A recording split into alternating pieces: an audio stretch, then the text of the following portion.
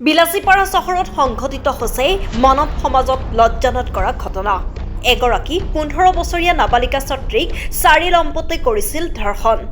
গণধৰ্ষণ কৰা কাৰ্যই তীব্ৰ চাঞ্চল্যৰ সৃষ্টি কৰিছে সমগ্ৰ চহৰখনত। ঘটনাৰ 5 দিনৰ পাছতো ধৰ্ষণকাৰীক গ্ৰেপ্তাৰ কৰাত ব্যৰ্থ হৈ পৰিছে বিলাসীপাৰা আৰক্ষী। আৰক্ষীৰ নিষ্ক্ৰিয় ভূমিকাত ভুক্তভোগী পৰিয়ালটোৰ লগতে ক্ষোভিত হৈ পৰিছে স্থানীয় দল সংগঠন।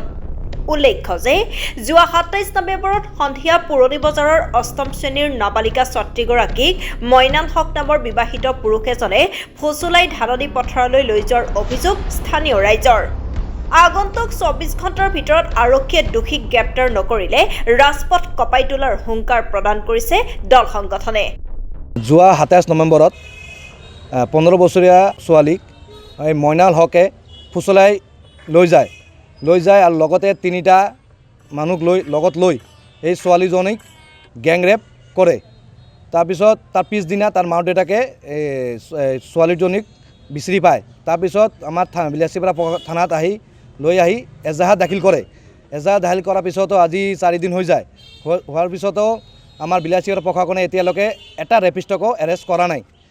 তো আমাৰ বিশ্ব হিন্দু পৰিষদ বজৰং দলৰ পৰা বিলাসীপাৰা ধুবুৰী জিলা প্ৰশাসনক এইটোৱে সকিয়ানি দিছোঁ যে অতি সোনকালে এই 4টা ৰেপিষ্টক এৰেষ্ট কৰিব লাগে আৰু উচিত শাস্তি দিব লাগে।